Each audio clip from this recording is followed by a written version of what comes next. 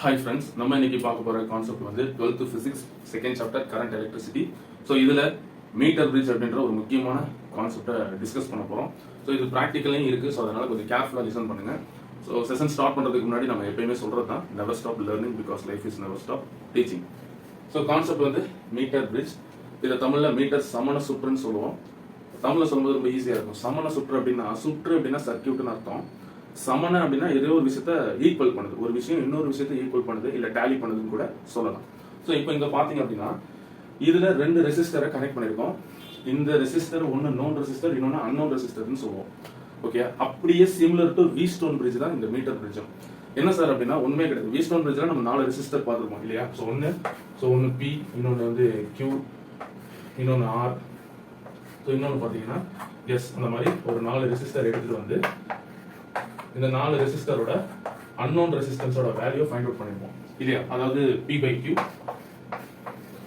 will be equal to R by S அப்படின்னு சொல்லுவோம் இல்ல?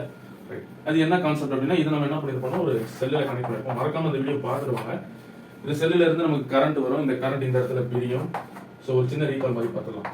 ஸோ அதே மாதிரி இந்த இடத்துல இந்த ஜங்ஷன்ல இந்த கரண்ட் வந்து மீட் அப் ஆகும், இந்த ஜங்ஷன்ல இந்த கரண்ட் ஸ்பிளிட் ஆகும். ஸோ அப்போ உள்ள போகும்போது உள்ள போற கரண்ட் ஒரு சர்டன் டைமுக்கு அப்புறமா எனக்கு வந்து பேலன்ஸ் ஆகிடும். பேலன்ஸ் அப்படின்னா PQல போகக்கூடிய கரண்ட் அதே அளவு கரண்ட் வந்து எனக்கு RSலையும் போகும். அப்போ அந்த பிரிட்ஜ் வந்து பேலன்ஸ்டு பிரிட்ஜ்னு சொல்லலாம். ஸோ அந்த கண்டிஷன்ல இந்த கேல்வாமீட்டர்ல எனக்கு டிஃப்ளெக்ஷனே காட்டாது, விச் மீன்ஸ் 0. ஏன்னா பிரிட்ஜ் இஸ் பேலன்ஸ், எல்லாத்துலயும் ஈக்குவலா இருக்குன்னு அர்த்தம். ஸோ இதுதான் நம்ம IG ஈக்குவல் டு 0 இதெல்லாம் நம்ம பார்த்துருவோம் இல்லையா? ஸோ இந்த கண்டிஷன் எடுத்து வந்து சால்வ் பண்ணிட்டு P by Q equal to R by S அப்படின்ற மாதிரி முடிச்சிருப்போம். மறக்காம அந்த வீடியோ செக் பண்ணி பாருங்க. நான் டிஸ்கிரிப்ஷன் பாக்ஸ்ல கொடுக்குறேன். அதே தான் வீஸ்டோன் பிரிட்ஜோட சிமிலர்.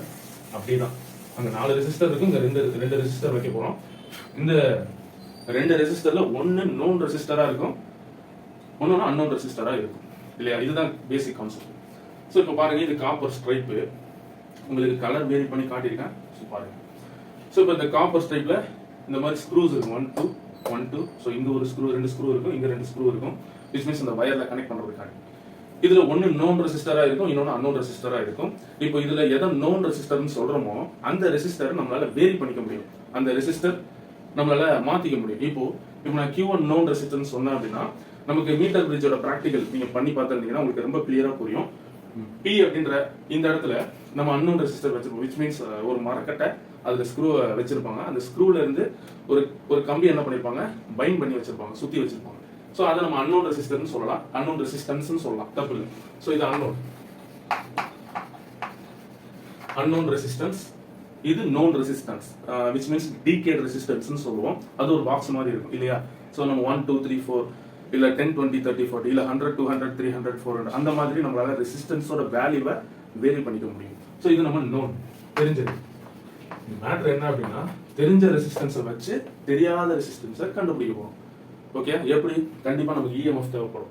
அதனால தான் லெக்ரான்ஜி செல் எடுத்துட்டு வந்திருக்கோம். இந்த இடத்துல டேனியல் வைக்கலாம், பேட்டரி கூட யூஸ் பண்ணிக்கலாம். Okay, so no problem. Battery use பண்ணீங்கன்னா அதுக்கேற்ற வேல்யூ சேஞ்ச் ஆகும். இப்போ இந்த காப்பர் ஸ்ட்ரிப்ல ஒரு 2 எண்ட், அதாவது இதுக்கும் கனெக்ட் பண்ற மாதிரி, ஸோ 2 ஸ்க்ரூல இருந்து நம்ம என்ன பண்ணுவோம் அப்படின்னா ஒரு அன்னோன் ரெசிஸ்டரை வச்சிருப்போம். விச் மீன்ஸ் அந்த மரக்கட்டன் கூட சிம்பிளா ஞாபகம் வச்சுக்கோங்க. இதே மாதிரி இன்னொரு 2 எண்ட் இருக்குல்ல, ஸோ இந்த ஸ்க்ரூல இருந்து நம்ம நோன் டிகேட் ரெசிஸ்டரை கனெக்ட் பண்ணிருப்போம். ஸோ இப்போ நடுவுல இது ரெண்டுத்தையும் கனெக்ட் பண்ற மாதிரி, ஸோ சென்டர் பாயிண்ட் இருக்கக்கூடிய ஸ்க்ரூல இருந்து கேல்வாமீட்டர், ஹை ரெசிஸ்டன்ஸ் ஜாக்கி. கேல்வாமீட்டர் உங்களுக்கே தெரியும் இல்லையா?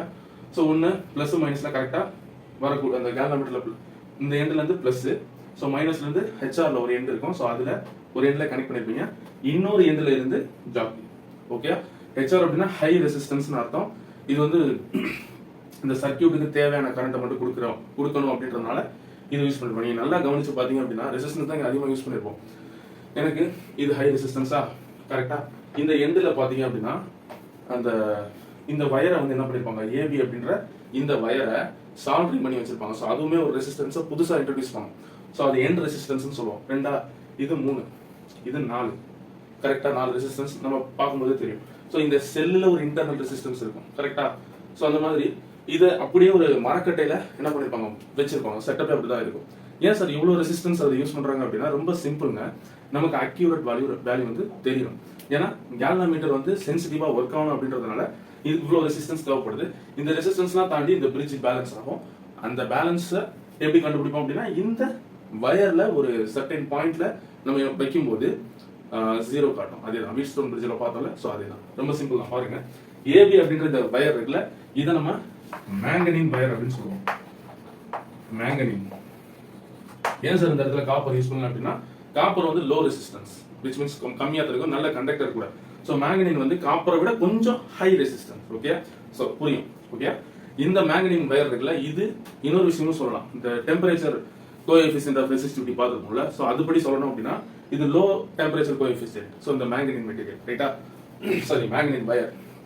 இங்க இந்த மேங்கனின் வயருக்கு கீழே நமக்கு ஒரு மீட்டர் ஸ்கேலை வச்சிருப்பாங்க.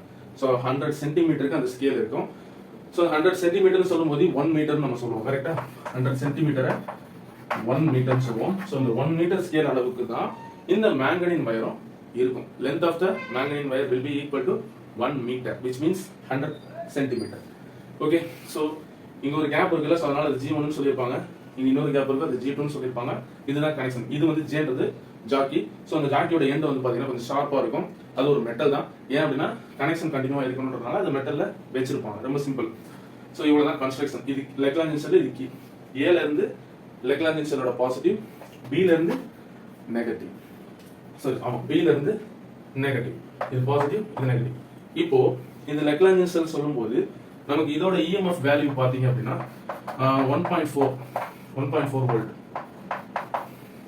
இப்போ இந்த 1.4 வோல்ட் அளவுக்கு இது இஎம்எஃப் இந்த சர்க்யூட்டுக்கு கொடுக்கும். ஸோ அப்போ எனக்கு இதுல இருந்து பாஸ் ஆகக்கூடிய கரெக்டா எனக்கு இந்த மேங்கனின் வயர் எனக்கு இது காப்பர் ஸ்ட்ரைட்ல கனெக்ட் ஆயிருக்கு. அப்போ இந்த காப்பர் ஸ்ட்ரைட்ல இருந்து அப்படியே பாத்தீங்கன்னா நோன் ரெசிஸ்டன்ஸ்.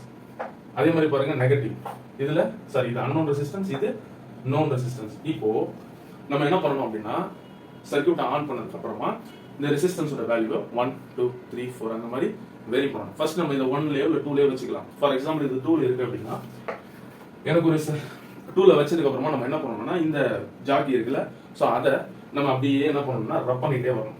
ஸோ நமக்கு மீட்டர் ஸ்கேல் வந்து 2 விதமா இருக்கும். ஒன்று இங்க இருந்து ஒரு 0 ஸ்டார்ட் ஆகும். அதே மாதிரி அதுக்கு கீழே பாத்தீங்க அப்படின்னா 0 வந்து அடுத்த எண்ட்லேயே ஸ்டார்ட் ஆகும். அது ஒன்றும் கிடையாது, நம்ம எந்த இடத்துல அன்னோன் ரெசிஸ்டர் வைக்கிறோமோ அங்க இருந்து ஸ்டார்ட் பண்ணணும். ஏன்னா அதோட வேல்யூ நமக்கு தெரியணும்ல. ஸோ அதனால கொஞ்சம் ஈஸியா கிடைக்கும் அப்படின்றதுனால நம்ம அன்னோன் ரெசிஸ்டர் வச்சிருக்க இடத்துல இருந்து ஸ்டார்ட் பண்ண கொஞ்சம் அங்கேயும் ஸ்டார்ட் பண்ணலாம், தப்பு கிடையாது. ஒன்ல இருந்து நம்ம ஸ்டார்ட் பண்ணலாம். பட் அங்க இருந்து ஸ்டார்ட் பண்ணும்போது 0 கரெக்டா பார்க்கணும். எங்க 0 இருக்கு அங்க இருந்தா நம்ம ரீடிங் நோட் பண்ணணும். புரியும் நினைக்கிறேன். இப்போ ஒரு மீட்டர் ஸ்கேல்ல மேலேயும் வேல்யூ இருக்கும், கீழேயும் வேல்யூ இருக்கும். ஸோ அது எதுக்காக அப்படின்னா நம்ம எந்த இடத்துல இருந்து ஸ்டார்ட் பண்றோம் அப்படின்றத சொல்றதுக்காண்டி. ஸோ அதுதான் சொன்னேன்.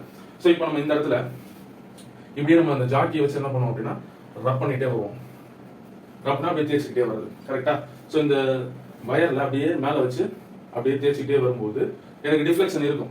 இந்த இடத்துல எல்லா இடத்துலயுமே கிட்டத்தட்ட டிஃப்ளெக்ஷன் இருக்கும். எதனா ஒரு சர்டைன் பாயிண்ட்ல எனக்கு நல் டிஃப்ளெக்ஷன் கிடைக்கும்.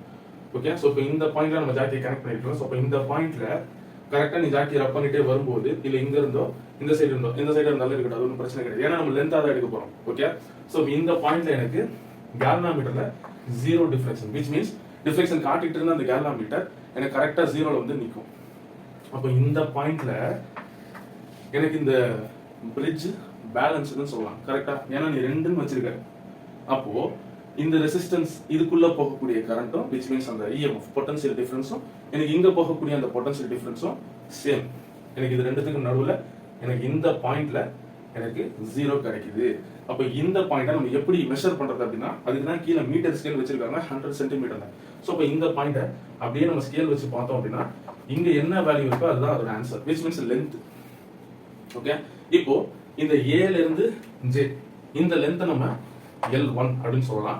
ஜேல இருந்து பி அப்படின்ற இந்த லென்த்தை L2ன்னு சொல்லலாம். சும்மா ஒரு கம்பேரிசன் காட்டினா, வேற எதுவும் கிடையாது. புரியும்? பொறுமையா பாருங்க. ஸோ இப்போ இந்த பாயிண்ட்ல வைக்கும்போது எனக்கு கேல்வாமீட்டர்ல 0 காட்டுது. ஸோ இப்போ இந்த பிரிட்ஜ் பேலன்ஸ்ட். இது ஃபர்ஸ்ட் செட். ஓகே, நான் சொன்னல இந்த எக்ஸ்பெரிமெண்ட்டை இன்டர்சேஞ்ச் பண்ணி பண்ணணும்.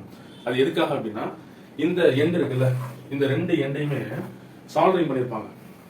சால்டரிங் பண்றதுனால நமக்கு ரெசிஸ்டன்ஸ் வந்து புதுசா which means அந்த இன்க்ரீஸ் ஆக சான்சஸ் இருக்கு. இல்ல புது ரெசிஸ்டன்ஸ் அப்படின்னு கூட நம்ம அதை சொல்லலாம், which means new resistance. So இது ஒரு எரர் இந்த எக்ஸ்பெரிமெண்ட்டை பொறுத்த வரைக்கும். ஸோ இப்போ இந்த எரரை எப்படி ரெக்டிஃபை பண்ணணும் அப்படின்னா அப்படியே இந்த செட்டப்பை மாற்றணும். இந்த நோன் ரெசிஸ்டன்ஸை இங்க கனெக்ட் பண்ணணும், இந்த அன்னோன் ரெசிஸ்டன்ஸை இங்க கனெக்ட் பண்ணணும். இவ்வளவுதான் விஷயம். கனெக்ட் பண்ணிட்டு அதே மாதிரி இந்த ப்ராசஸை திரும்பி பண்ணணும். நல்லா தெரிஞ்சுக்கோங்க, அன்னோன் ரெசிஸ்டன்ஸ் இங்க இருக்குல்ல, ஸோ அங்க இருந்து ஸ்டார்ட் பண்ணீங்க அப்படின்னா நமக்கு இந்த இடத்துல தான் அன்னோன் இருக்கு, இந்த இடத்துல நோன் ரெசிஸ்டன்ஸ் இருக்கு. கரெக்டா? உங்களுக்கு புரியும். ஸோ நமக்கு ரெசிஸ்டன்ஸோட வேல்யூ கொஞ்சம் ஈஸியா இருக்கும் அப்படின்றதுனால ஸோ அதுக்கேற்ற மாதிரி எக்ஸ்பெரிமெண்ட் பண்ணணும். ஸோ நம்ம இங்க இருந்து ஸ்டார்ட் பண்ணாலும் தப்பு கிடையாது, அங்க இருந்து ஸ்டார்ட் பண்ணி எப்படி பார்த்தாலும் நமக்கு ஒரு இடத்துல 0 கிடைக்கும். நம்ம அதை ஒரு லென்த்தை L1 எடுக்க போறோம், இன்னொரு லென்த்தை L2 எடுக்க போறோம். இவ்வளவுதான் மேட்டர், வேற எதுவும் கிடையாது. ஸோ இப்போ இந்த வீட்ஸ்டோன் பிரிட்ஜோட கான்செப்ட் வச்சு நம்ம இதை பார்க்கலாமா? ரொம்ப சிம்பிள் தான். இங்க பாருங்க, P/Q = R/S. நம்ம இந்த R/S தான் P/Q ன்னு எடுத்துறோமே, ஏன்னா P/Q அப்படின்னு தானே எடுத்திருக்கோம். ஸோ அதனால இந்த P/Q அப்படி எழுதிக்கோங்க. ஓகே, ஏன்னா P = R, Q = S. So அதனால இதுதான் ஈக்குவல் சொல்லியாச்சு. அப்புறம் நம்ம எடுத்திருக்கு எதை கன்சிடர் பண்ணிருக்கோமோ அந்த விஷயத்தை மட்டும் நம்ம எடுத்துக்குவோம். Okay, so will be equal to, நமக்கு என்ன தெரியும்? ஸோ இந்த இடத்துல நமக்கு 0 காட்டுதுன்னு சொல்லியாச்சு. அப்போ இந்த லென்த் என்னது? AJ. கரெக்டா? ஸோ அப்போ இந்த AJ மட்டும் எழுதுங்க, டிவைடட் பை அடுத்த லென்த் என்ன இருக்கு? JP. புரியும்? ஸோ இப்போ இங்க எனக்கு இந்த செல்லுல கரெக்டா எனக்கு EMF 1.4 சொன்னா இதுல இருந்தா நமக்கு இந்த பொட்டன்ஷியல் டிஃபரன்ஸ் கிரியேட் ஆகி இங்க 0 காட்டுது. அப்போ இந்த ஒரு பர்டிகுலர் லென்த்துக்கு ஒரு இன்டர்னல் ரெசிஸ்டன்ஸ் இருக்கும். அதே மாதிரி இந்த பர்டிகுலர் லென்த்துக்கு பெர் யூனிட் லென்த்துக்கும் நமக்கு இன்டர்னல் ரெசிஸ்டன்ஸ் இருக்கு. ஸோ நம்ம L1 L2 எடுத்தனால டோட்டலா நம்ம சொல்லிக்கலாம். ஸோ L1 குள்ள எனக்கு ஒரு இன்டர்னல் ரெசிஸ்டன்ஸ் இருக்கு, L2 குள்ளேயும் ஒரு இன்டர்னல் ரெசிஸ்டன்ஸ் இருக்கு. ஸோ அதையும் எழுதணும். அதை எப்படி எழுதணும் அப்படின்னா இந்த மாதிரி, ஸோ இன்டூ R. ஸோ நீ அப்படி எழுதினா கூட எனக்கு கேன்சல் ஆகிடும். ஓகே, ஸோ இருந்தாலும் சொல்லணும்ல அதனால. ஸோ இப்போ இந்த AJ அப்படின்ற லென்த் நம்ம என்ன எடுத்திருக்கோம்? L1 எடுத்திருக்கோம். கரெக்டா? ஸோ இந்த லென்த்தை L1, அதே மாதிரி இந்த லென்த்தை நம்ம L2 எடுத்திருக்கோம். ஸோ அப்படி எழுதுவோமே, will be equal to L1 by L2. So இது இப்போ எப்படி எழுதலாம்? P/Q will be equal to L1 by L2. இதுல டவுட் இருக்கா? கண்டிப்பா இருக்காது. ஸோ இதை அழிச்சிடலாம் நாங்கள். ஓகே, ஸோ இப்போ நமக்கு எது நோன் ரெசிஸ்டன்ஸ், எது அன்னோன் ரெசிஸ்டன்ஸ்? இது நோன், இதுதானே அன்னோன். அப்போ P மட்டும் வச்சுக்கிட்டு Q அந்த சைடு எடுத்துட்டு போயிடலாம். Q டிவைட்ல இருக்கு, அந்த சைடு போச்சு அப்படின்னா உங்களுக்கே தெரியும், மல்டிப்ளை ஆயிடும். L1 L2 Q. ஸோ இப்போ இதுதான் எனக்கு தெரிஞ்ச, which means இப்படிதான் அன்னோன் ரெசிஸ்டரோட வேல்யூ ஃபைண்ட். இப்போ இந்த லென்த் ஒன்றும் உங்களுக்கு தெரியும், லென்த் 2வும் ஒரு சர்டன் லென்த்ல இருக்கும், Qவும் எவ்வளவு வச்சிருக்கு அப்படின்றதும் தெரியும். ஸோ இப்போ இது மூணுத்தையும் இது ரெண்டுத்தையும் டிவைட் பண்ணிட்டு வர ஆன்சரை மல்டிப்ளை பண்ண அப்படின்னா, இல்ல இது மேல இருக்கக்கூடிய ரெண்டு ஆன்சரை மல்டிப்ளை பண்ணிட்டு டிவைட் பண்ணிட்டு அப்படின்னா நமக்கு தெரியும். கரெக்டா? ஸோ இவ்வளவுதான் விஷயம். P. இப்போ ரெசிஸ்டிவிட்டி எப்படி கண்டுபிடிக்கிறது அப்படின்னா ரொம்ப சிம்பிள். நமக்கு தெரியும்ல, resistance will be equal to rho length by area. இந்த ஈக்குவேஷன் நம்ம பார்த்துருக்கோம், ரெசிஸ்டன்ஸ் அப்படின்ற அந்த கான்செப்ட்ல நம்ம பார்த்துருக்கோம். அதே மாதிரி மீட்டர் பிரிட்ஜ்ல நீங்க ஒரு ஃபார்முலா யூஸ் பண்ணுவீங்க. என்ன யூஸ் பண்ணுவீங்க? ரோ. கரெக்டா?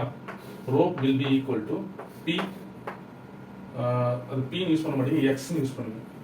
X pi r square divided by L.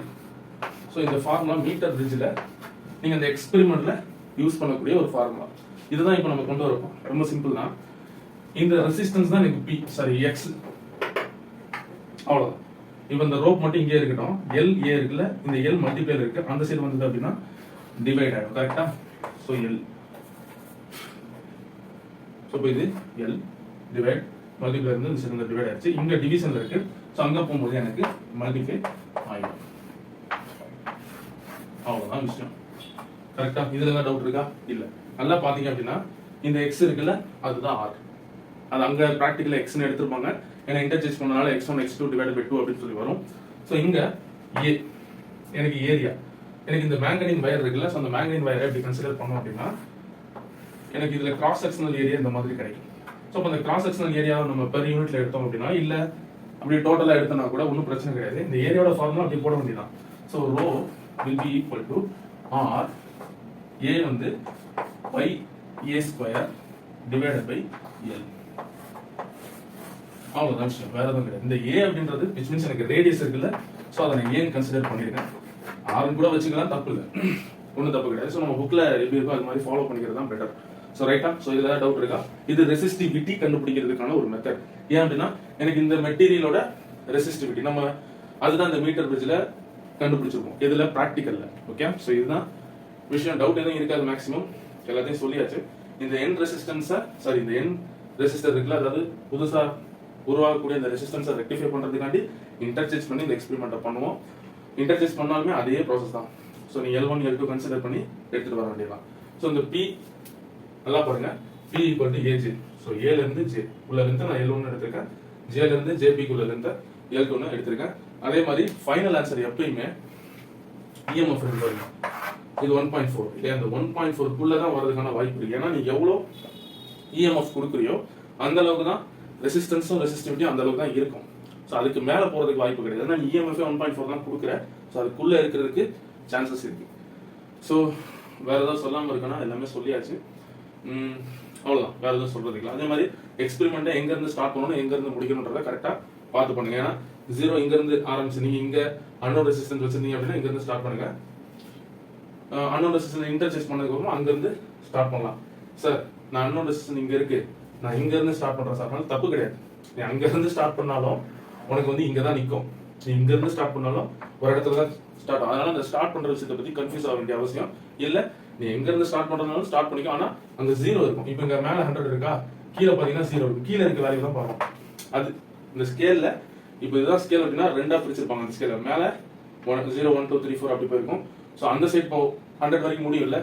So இந்த 100 கீழே என்ன பண்ணிருப்பாங்க, 0 ஸ்டார்ட் பண்ணிட்டு 0 1 2 3 4 இப்படி ஸ்டார்ட் பண்ணிருப்பாங்க. ஸோ அதனால எங்க ஸ்டார்ட் பண்றீங்க அங்க 0 கரெக்டா பார்த்து வேல்யூ எடுத்துக்கோ, அவ்வளவுதான் விஷயம். ஸோ எல்லாத்தையும் சொல்லியாச்சு, இது சொல்றதுக்கு இல்லை. வீடியோ பிடிச்சிருந்ததுன்னா உங்க ஃப்ரெண்ட்ஸுக்கு மறக்காம இந்த வீடியோவை ஷேர் பண்ணுங்க. டவுட் ஏதாவது இருந்ததுன்னா கமெண்ட்ல மென்ஷன் பண்ணுங்க. So thank you, god bless you.